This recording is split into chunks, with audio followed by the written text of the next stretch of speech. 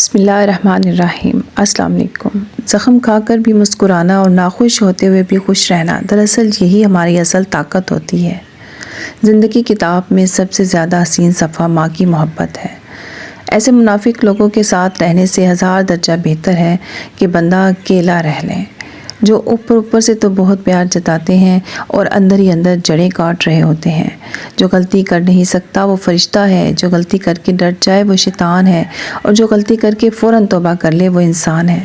اللہ تعالیٰ سے معافی اور صحت کا سوال کرتے رہا کرو، کیونکہ ایمان کی نعمت نصیب ہو جانے کے بعد تندرستی سے بہتر کوئی اللہ کریم زندگی کے ہر موڑ پر آپ کو اچھی صحت، خوشیاں اور کامیابی عطا کرے، آمین۔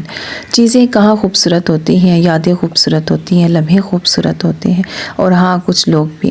ہر شخص سچا دوست تلاش کرتا ہے لیکن خود سچا بننے کی زحمت نہیں کرتا۔ دوسروں کو چھوٹا، کمتر، نیچ، برا ثابت کرنے سے آج تک کوئی عظیم نہیں بن سکا۔ کسی کا پردہ رکھنے میں ہی عظمت اور بڑائی ہے۔ مطلب کے بنا کسی کو کون پوچھتا ہے؟ بنا روح کے تو گھر والے بھی نہیں رکھتے۔ جسم کے چوٹ تو وقت کے ساتھ ٹھیک ہو جاتی ہے لیکن لفظوں کے زخم کبھی نہیں بھرتے۔ تجربے میں آیا ہے کہ جتنے مخلص آپ ہوں گے اتنے ہی گھٹیا لوگوں سے آپ کا واسطہ پڑے گا۔ زندگی بہت مختصر ہے، جب سمجھ آنے لگتی ہے تو دنیا میں رہنے کا وقت بہت کم رہ جاتا ہے۔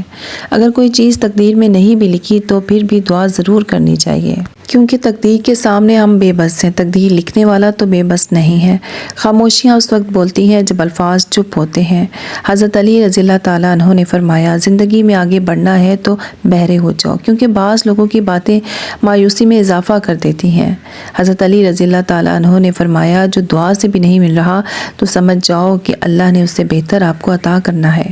حضرت علی رضی اللہ تعالیٰ عنہ نے فرمایا، بہترین رشتہ وہ ہے جو آپ کے عیب جان کر بھی آپ سے تعلق ختم نہ کرے، اور بے شک یہ رشتہ آپ کا اللہ کے علاوہ کسی سے نہیں۔